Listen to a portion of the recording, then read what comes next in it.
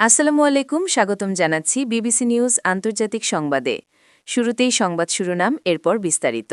নির্বাচনকে ঘিরে কুমিল্লাসহ ৬ জেলায় সেনাবাহিনীর বিশেষ মহড়া। যুক্তরাষ্ট্রে বৈঠকের পর হন্ডুরাসের নতুন নেতার প্রশংসায় ট্রাম্প। এপস্টেইন কেলেঙ্কারি, সাংস্কৃতিক প্রতিষ্ঠানের পদ ছাড়তে হচ্ছে ফ্রান্সের সাবেক মন্ত্রীকে।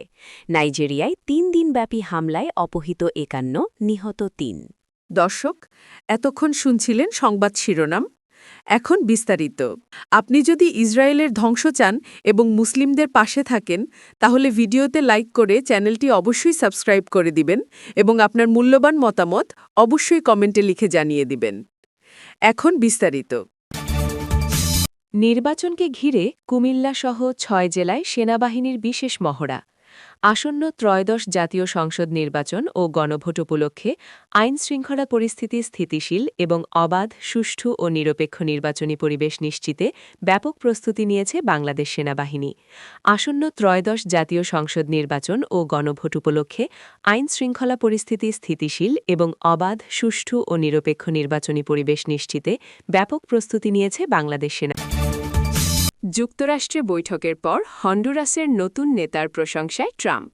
যুক্তরাষ্ট্রে বৈঠকের পর হন্ডুরাসের নতুন প্রেসিডেন্ট নাসরি আসফুরার প্রশংসা করেছেন ট্রাম্প।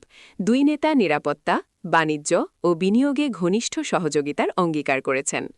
হন্ডুরাসের প্রেসিডেন্ট নাসরি আসফুরার সঙ্গে বৈঠকের পর তার ভূয়সী প্রশংসা করেছেন যুক্তরাষ্ট্রের প্রেসিডেন্ট ডোনাল্ড ট্রাম্প। শনিবার ফ্লোরিডায় নিজের মার-আ-লাগো রিসোর্টে এই বৈঠক অনুষ্ঠিত হয়। রক্ষণশীল ব্যবসায়ী ও হন্ডুরাসের রাজধানী তেগুসিগালপার সাবেক মেয়র আসফুরা গত নভেম্বরে অনুষ্ঠিত নির্বাচনে জয়ী হয়ে গত সপ্তাহে শপথ নেন। ট্রাম্প নির্বাচনী প্রচারে তাকে প্রকাশ্যে সমর্থন দিয়েছিলেন।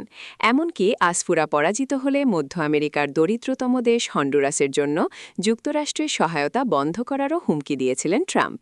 ট্রাম্প তার ট্রুথ সোশ্যাল প্ল্যাটফর্মে লেখেন, আমি আমার বন্ধু ও হন্ডুরাসের প্রেসিডেন্ট নাসরি টিটো আসফুরার সাথে অত্যন্ত গুরুত্বপূর্ণ একটি বৈঠক করেছি। তিনি আরও লেখেন, আমি তাকে শক্ত সমর্থন দেওয়ার পরই তিনি নির্বাচনে জয়ী হন।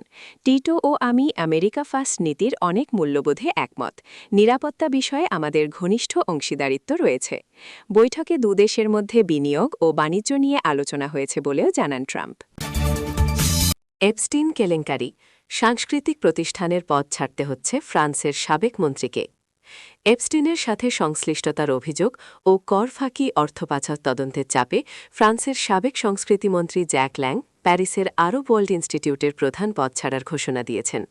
কুখ্যাত যৌন অপরাধী জেফ্রি এপস্টেইনের সাথে সংশ্লিষ্টতার অভিযোগে চাপ বাড়তে থাকায় প্যারিসের একটি গুরুত্বপূর্ণ সাংস্কৃতিক প্রতিষ্ঠানের পদ থেকে শনিবার পদত্যাগের ইচ্ছে প্রকাশ করেছেন ফ্রান্সের প্রবীণ রাজনীতিবিদ ও সাবেক মন্ত্রী জ্যাক ল্যাং। ৮৬ বছর বয়সী জ্যাক ল্যাং ২০১৩ সাল থেকে আরব ওয়ার্ল্ড ইনস্টিটিউট আইএম-এর প্রধান হিসেবে দায়িত্ব পালন করছেন। এপস্টেইনের নথিতে নাম আসার পর ফ্রান্সে এখন পর্যন্ত সংকটে পড়া সবচেয়ে হাই প্রোফাইল ব্যক্তি তিনি। ফরাসি পররাষ্ট্রমন্ত্রী জ্যান-নোয়েল বারোয়ের কাছে লেখা এক চিঠিতে ল্যাং পদত্যাগের ইচ্ছে প্রকাশ করেন।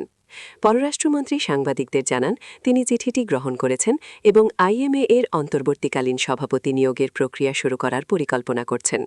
ওই চিঠিতে ল্যাং লিখেছেন, আগামী বোর্ড সভায় তিনি আনুষ্ঠানিকভাবে পদত্যাগপত্র জমা দেবেন।